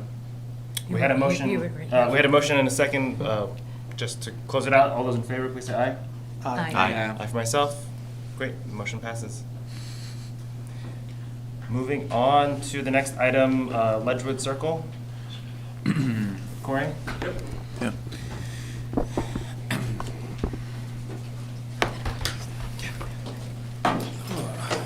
Good evening. Corey Mims, Senior Public Works Engineer here with the Department of Public Works. Here for Ledgewood Circle street acceptance. This was a memo presented to you from our staff member, Caleb Manna. He was generally handling this item. Quick summation of this is that there had been a long history, as you'll see evidenced in the memo, about this section of road that comes into Ledgewood apartments, and this is previously had thought to be passed over to the city. It never had actually been done correctly, and so this is kind of rectifying that. Ultimately, providing this acceptance, the city would take over management of that right-of-way, which would also include a little bit of, there's some sewer, stormwater infrastructure in there, roadway surface, and then it would provide the city an opportunity to bring that up a little bit more with lighting and sidewalk bike facilities in the future as part of a city asset. So by acceptance of this, the city would then be able to formally spend our capital that we have in order to provide upgrades to the existing infrastructure that is there. And it allows us not only to use it as a formal detour when there are issues that may occur on Flynn Avenue, as currently it is technically private. We are not really able to facilitate that as a formal throughway. And so this is just allowing more flexibility and redundancy in our city network. So that's the request that we are looking to move forward with, and then we would be taking that ultimately to council for formal acceptance. Great, thank you. Looking at any commissioner questions for this particular item. Commissioner Matano? Yeah, I feel like we've talked about private streets a handful of times over the past couple years. And I recall city engineers talking about a list of standards that these assets need to meet before being accepted. Could you maybe outline the categories of what the city is looking for before it accepts the street as a public asset, and whether this met all of those areas, or if there might be some deficiencies, like you mentioned the sewer as a place where some work might be? Generally, there's standard city standards that Burlington has for what the roadway network should look like, and obviously the city is limited in its resources, and taking over any street is not necessarily feasible due to the amount of improvements that are necessary to try to meet those standards. This particular segment here has the widths and the pavement surface is suitable for trafficking vehicles, but there are a few things that we would want to add to that section of right-of-way. As I indicated, there's sidewalk connectivity that doesn't currently exist. This is kind of a unique one in that it had, again, in the history of it, had some back and forth of previous attempted acceptance, but it wasn't properly executed. And so this one is not the typical in how we would review. I would say that, again, this meets most of the criteria necessary for us to comfortably take on acceptance of it, and due to its importance with interconnectivity of our street network. It's not a dead-end street that is being private, that's being turned over. It's a currently used, high-trafficked street segment that we feel that it is reasonable for the city to take it over at this time. So, yeah. Thank you. Corey hit most of the points that I would like to bring up. I do just want to provide a bit of a historical context, as normally we would not recommend acceptance until the entire street and all the systems within this street are brought up to our standards. And thanks to you all, we adopted engineering standards a couple of years ago that lay out what that condition needs to be. We had a similar situation with Franklin Square, where back in the 1970s, the council had made indications that they were going to accept after the street was dedicated, but that did not fully occur. After 40 years of back and forth and finger pointing, the people who were losing out were the low-income residents at Franklin Square. So we took the decision at that point to accept the street without it being fully brought up to standard. And so we have historic precedent when the city has indicated a desire to accept previously, that we are choosing to recommend acceptance before being fully brought to standard.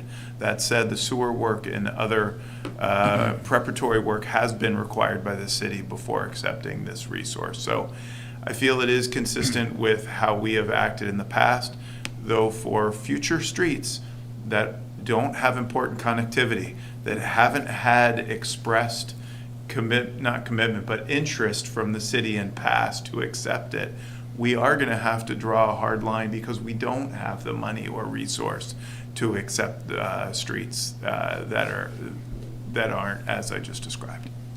Thanks. Thank you. Any other questions, Commissioner Matino? All right, so it just so I understand fully, there are some work being required of the current property owners, including the sewer, to be completed before official acceptance, but certain surface characteristics, like the sidewalk and other things, will not be required in this case specifically.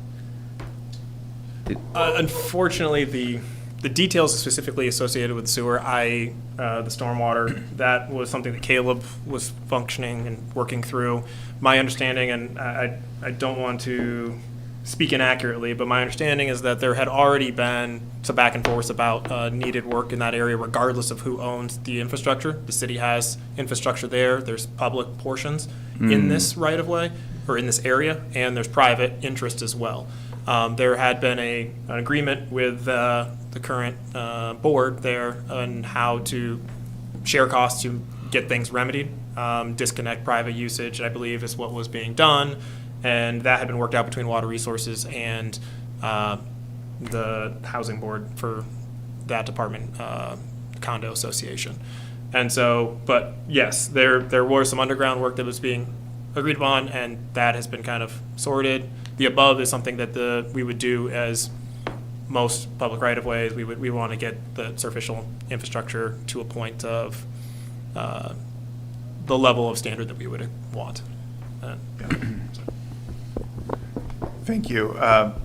Things often happen so quickly, and so many things come across my desk that I can't fully remember. I was able to search emails, and I did receive an email on May 5th from Water Resources that confirmed that while we are initiating the contract with a contractor to do the abandonment of the sewer, that the work will indeed be reimbursed by the association before we are willing to accept the right-of-way. All right, I think I understand, and have more information to make my decision. So thank you. Excellent. Commissioner Barr? Nope, I think you kind of answered my question, so. Commissioner Davis? Nope. Good information, thanks. Commissioner Nepomuceno? No, Commissioner Mutano just extracted it all. Yeah. The key questions I think we were all the only going thing that I for, was so wondering. none for me. Vice Chair Fox? I guess I have one quick one. Maybe it's because I didn't read the materials closely enough. So Ledgewood Circle, what is that, like south of? Yeah. Well, if you get to the. Austin Drive. It's still Austin Drive. It's still West Austin of Drive. Austin, correct. Yeah. Yep. So that's private then.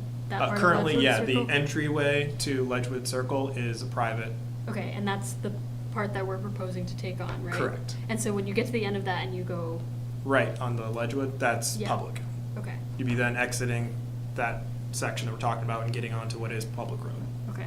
public right of I way. guess it's not super important, but I'm just trying to make sure I understand. Yeah, it's just a Which- small disconnect between two portions of the city street network. Interesting. Yeah. Okay. That was the only Okay. clarification I had. The only question I had is, I walk in this area a lot, and it's near my office, and again, maybe I missed it in the details, there is if you're crossing from the east side of Austin Drive to the entranceway to Ledgewood, there is what appears to be a concrete landing pad to connect the crosswalk, but no sidewalk. Was there anything when the development happened, whenever that was, that they were supposed to have done that at that point in time to connect it to Austin Drive? Interesting. So Good call. the city proactively went and installed those with the intent of that could be completed and sidewalk could be installed, but city cannot install sidewalk on private property. So that was where the city prepped for it. Within the right of way. Within the right of way and leaving it an option. So now that we're looking to take it over, we would then complete that connectivity for Great. that usage. Excellent. And is that identified in any particular capital plan in the near future? It would be getting put onto our list of sidewalk infrastructure that would likely be in the next coming year or two, that we Okay. be on the list of plans. Okay. So.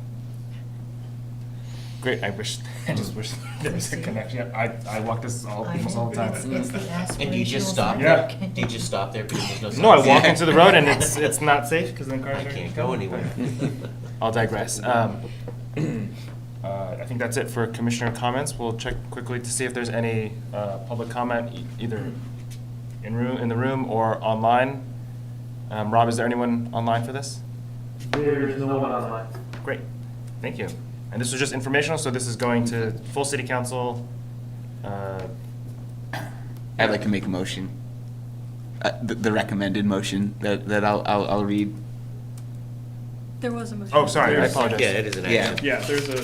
I apologize. Well, it is an information item, but information- it's a city council decision, so we Right. can. Yeah. We can help. Recommendation.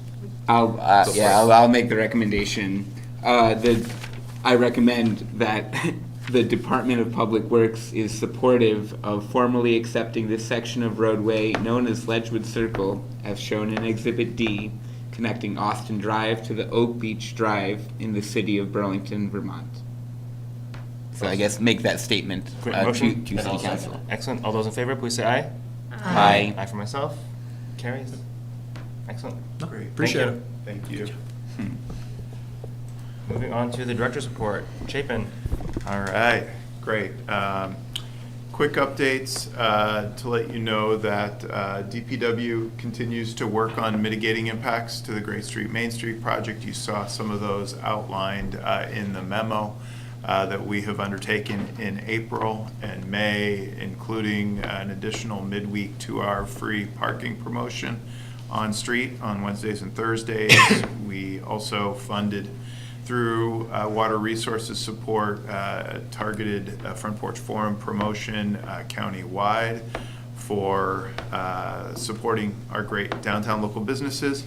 The council on Monday night passed a resolution asking to explore additional items, one including exploring whether or not one-way westbound accommodation through the project area could be accommodated. We have already asked the contractor to develop a proposal for that, and we will be receiving it in the coming week. And once we review it and answer any questions with the contractor, we will be sharing it with the public and the city council as we explore whether that is viable. There are additional recommendations for us to improve maps and outreach, and we are prepared to comply with the council's recommendations in the motion. I think it's important to probably give a quick update on FY26 budget and the future of municipal recycling at Monday's meeting at the council. Albeit, I think a little past midnight, the council did give us direction on how to move forward. In the short term, they authorized us to sign a memorandum of agreement with the union to help with recruitment and retention of staff in the very short term. In the medium term, they authorized us to put out a request for price quotes for private haulers to take the consolidated system and basically operate it for us, at the same time that we put together our fully loaded cost for operating the program into the future, and having the council weigh the results of the bids with our fully loaded cost going forward, and the council will give us direction, hopefully by this summer or fall. And then long-term, they basically supported, as time allows, us to embark on a exploration of a fully consolidated trash, recycling, and compost system that could be explored and evaluated during the time of this 3 to 5 year interim period. So generally, staff is supportive of this direction, and we are we're moving on implementing that, and happy to answer any questions from the commission on that direction. I think generally that's consistent with some of the feedback we've heard from the commission in the past.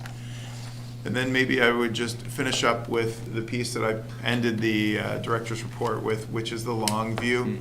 We have really heard deeply the concern of stakeholders, of residents, of businesses, that downtown is in a fragile period. Part of that is due to our construction, but by no means is that the entirety of it. There are other issues at play that unfortunately our construction is overlapping on top of, which is why we're redoubling our efforts on Great Street, Main Street, to minimize impact. But the long view here, and we will make tremendous progress this year. Next year, as soon as next year, the Champlain Parkway will be done. Main Street, Great Streets will be done. The new high school will be open. Post Apartments on South Winooski will be open. And work to begin reconnecting Pine Street and St. Paul Street will be underway outside the existing rights of way. Together, we do have a bright future, and I welcome the commission's support of our great local businesses and helping your friends and contacts continue to do the same. It's by working together we will get through this hard period. Thank you. Excellent. Thank you, Chapin, and appreciate the long view piece in the memo. I think that's helpful context.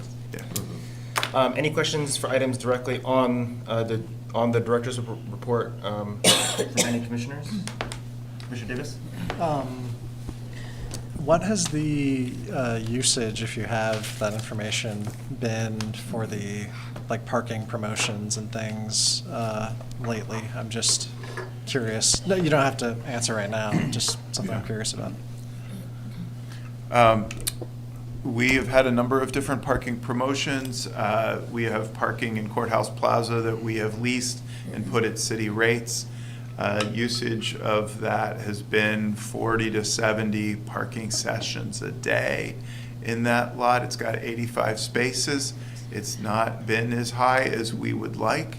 Other promotions like the midweek 2-hour free was used, I believe, by over 20,000 parkers over the course of 4 weeks.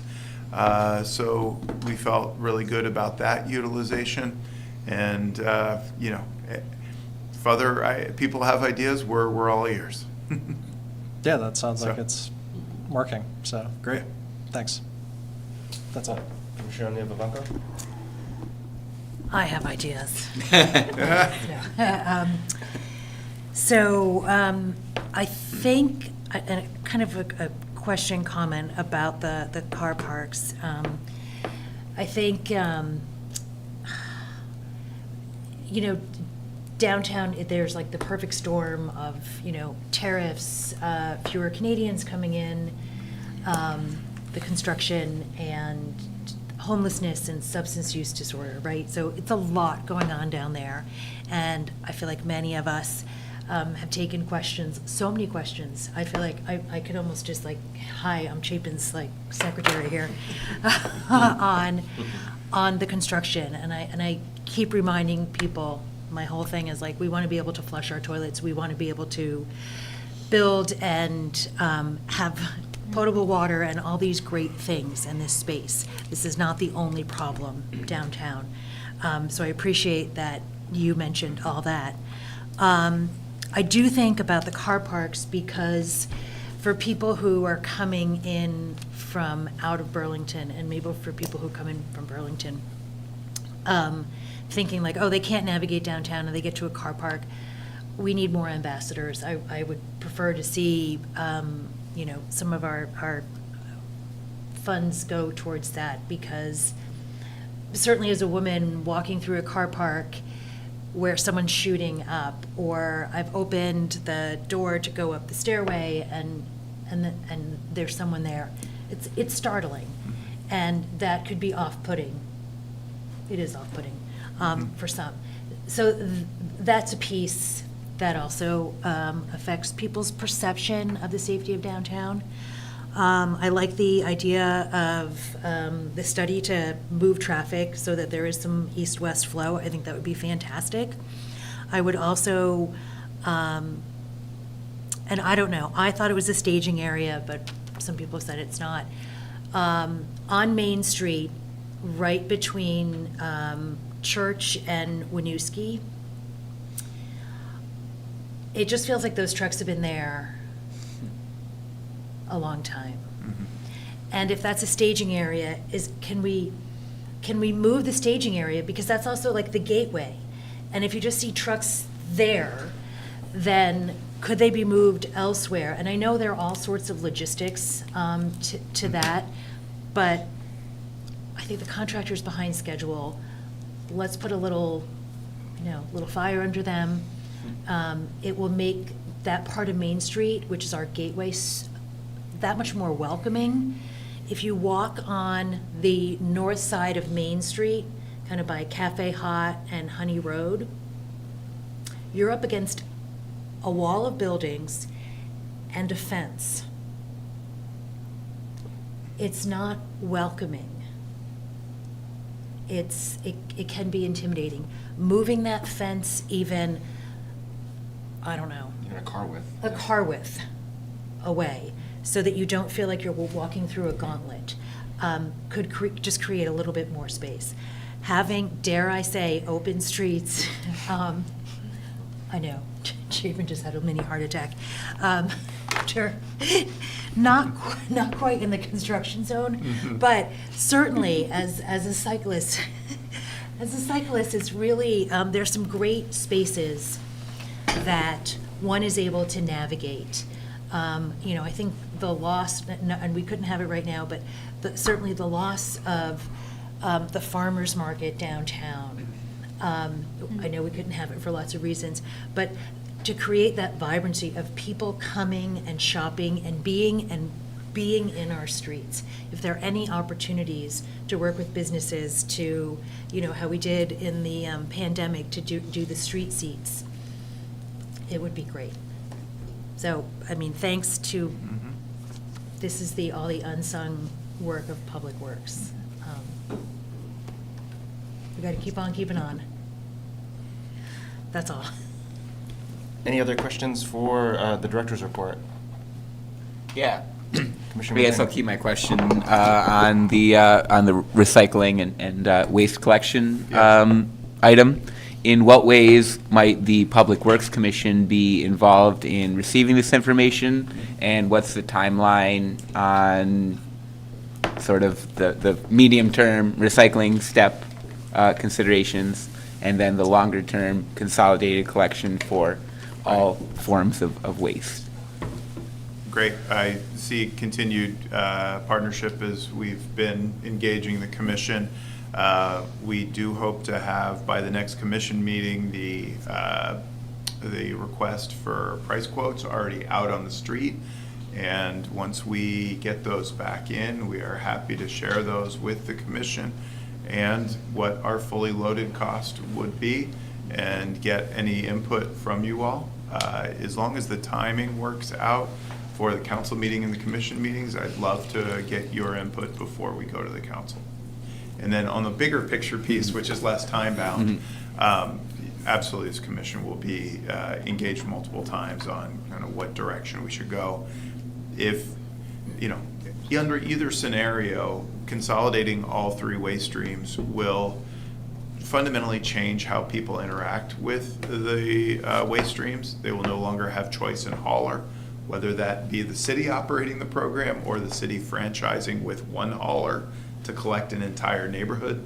So, and the billing will need to be different, so we're gonna need to engage the public, and your information and feedback is gonna be a key part of that. All right, looking forward to, I guess, each of those stages, for sure. Great, thank you. Moving on to commissioner comments. Yeah, Commissioner Davis. It could be a comment or it could be about the parking, either one. We'll start with commissioner comments and we'll go there. Okay. Have we, or has Burlington ever done like any experiments with parking validation? I'm curious. There used to be a validation program downtown on Church Street, and Jim, your memory may even be better than mine on this one.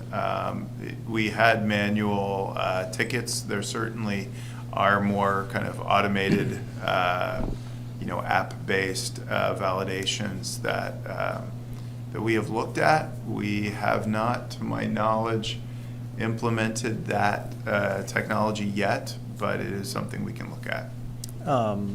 Yeah, I'm not sure if Park Mobile can even do it. I'm not sure. did do it. I mean, there were some times during the holidays where they would give you a code. Yeah, a code Yeah. or a free couple first hours or something of parking.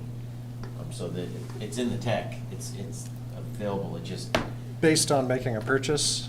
yes. Okay. So that I guess that is. We haven't done it with businesses in terms of making a purchase, and part of what The would old need way to be was- established is who pays that ultimately. Right. Having businesses subsidize that validation can make sense. There's a public policy question about whether public dollars should subsidize a purchaser, because I know the public has debated should people who don't buy things downtown but are accessing a therapy appointment or something else be able to achieve the same parking rates as someone buying something at a retail outlet. Gotcha. Yeah. So it raises policy questions to work through, but fundamentally we have the technology, and so it's really a policy question. Okay. I want to say in the old system though that when I went to the dentist down there, they had a validation sticker that I could get that would go on the hard piece of paper, but Because the dentist that we had on record was basically paying for those parking sessions. Right. Yeah, we did have a partnership with one dentist. Thank you for reminding me about that. So. Gotcha. It's been done before. Okay.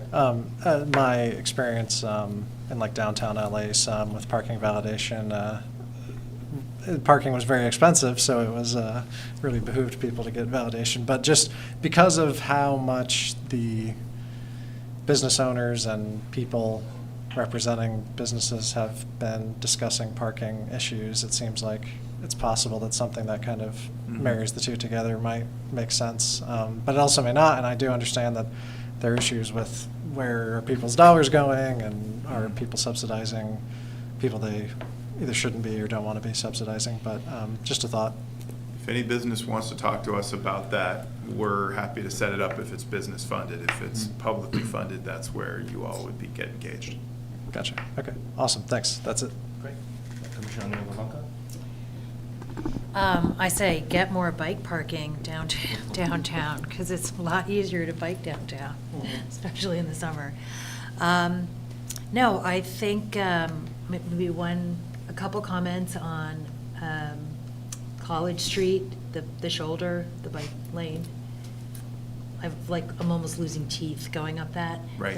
Yeah, I know part of it's going to be paved, but does it start at Union, or does it start at, like, is it College from Union to? The Union section is. Do you want to come up to the mic? Oh, thank you, right.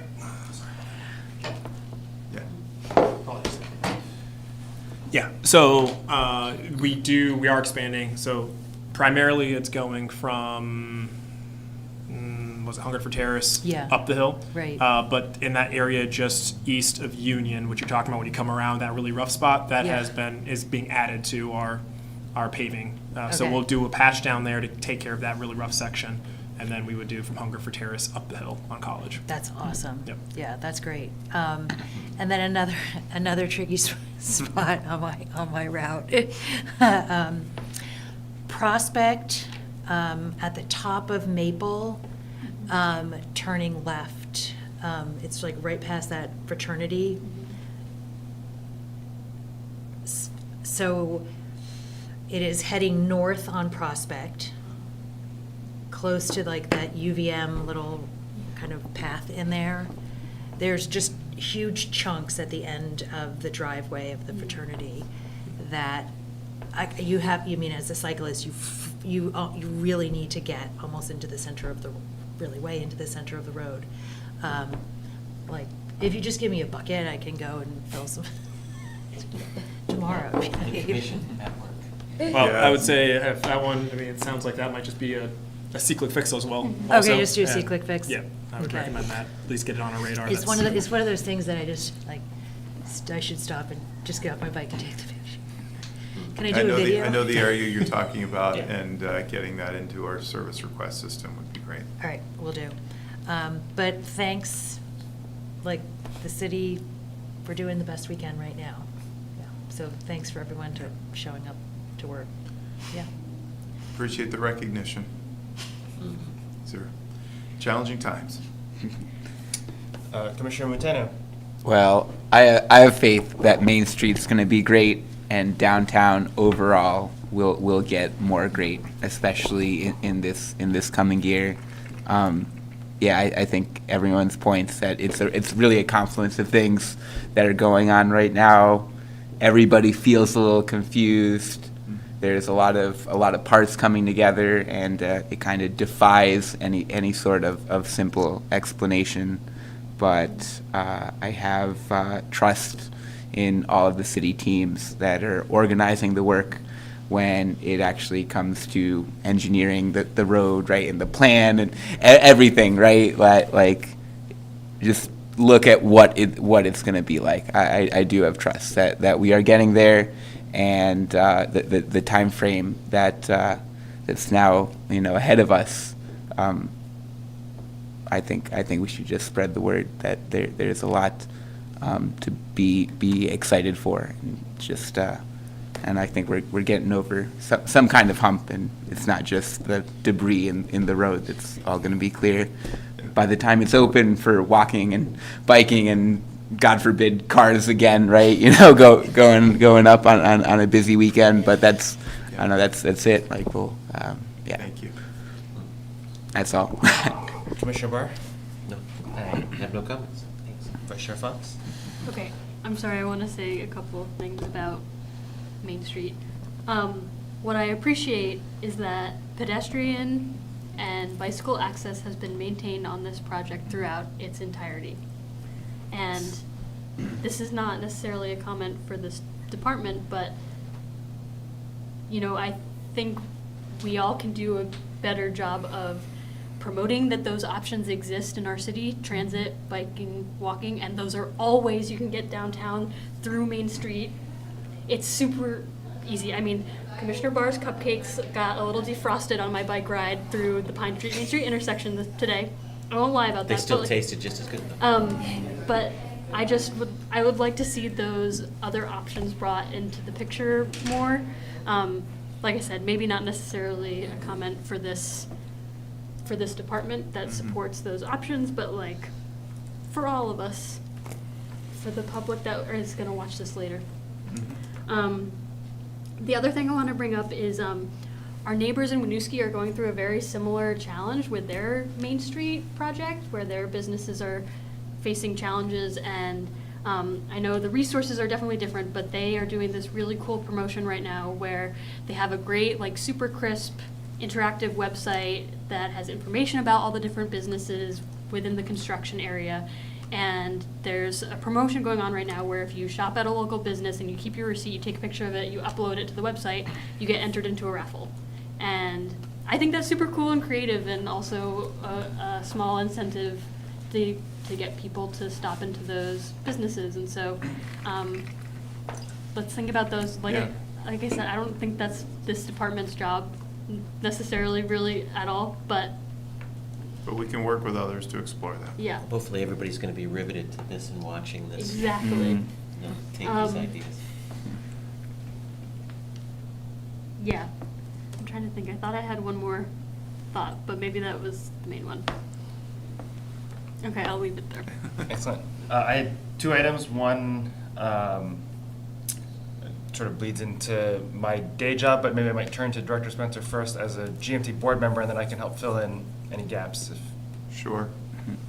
I mean, I think if what you're referring to is we are going to be creating opportunities for dialogue and engagement around GMT's proposed service reductions that are upcoming. Burlington is the lead investor in GMT. We're proud of our commitment. We're investing $2 million a year in supporting the great service that we get.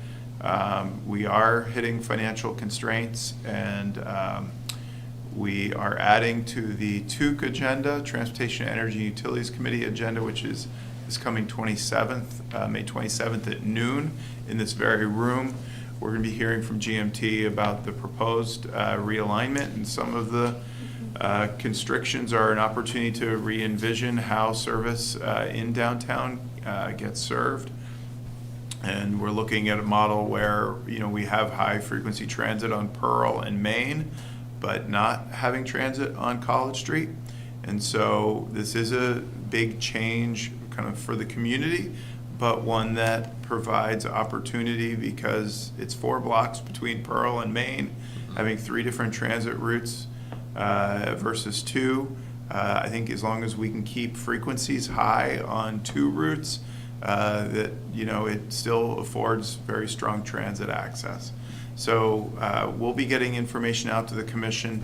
You're welcome to weigh in. The GMT board is going to be reviewing these and voting on this at the next meeting in June.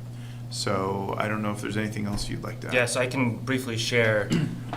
So as Chapin mentioned, the routes that are being impacted are the Route 1 Williston, the Route 11 airport route, and then not related to that particular corridor, but also the Route 9 Winooski route. So the 1 and the 11 will be going to, as Chapin mentioned, sort of this merged traveling onto Main Street with one route, or both routes traveling through the South Burlington City Center that's being developed, and the 1 continuing to Williston, and the 11 sort of not serving the airport but serving the Market Street, South Burlington City Center area. The number 9 will hopefully, as part of this proposal, is a service addition. So hopefully some good news. We'll be connecting that route to the Shaws in Colchester. Oh, that's That's been a longstanding ask of that community. There will, as Chapin mentioned, we'll be going to the TUC next week, and then the official public hearings for these service changes will be on June 9th at 5:30 at the South Burlington City Hall, and then June 10th at noon via Zoom. So more to come on that, and we can provide more information at a future meeting. The other commissioner item that I had was one thing that Vice Chair Fox and I, in speaking with Chapin and Rob, is just potentially looking at an alternative meeting date for this particular commission meeting. Right now, we're set to every 3rd Wednesday of the month. Due to some other commitments, we're looking at changing the when the commission meets, and we asked Rob to sort of pull, you know, when our other city meetings, whether they're NPA meetings or other commission meetings or other city council meetings, when is Channel 17 available, some other things, and there were a couple dates that I will send out via email to folks to see if that works. But just wanted to keep everyone up to date on that.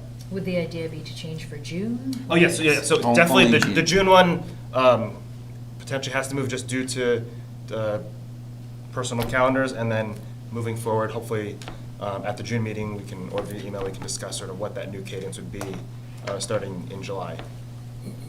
So to answer your question, both. Both. Yes, both, yeah. We Chris and I both have a conflict for the June meeting. Okay. And so we definitely would like to move that one. Yeah. Okay.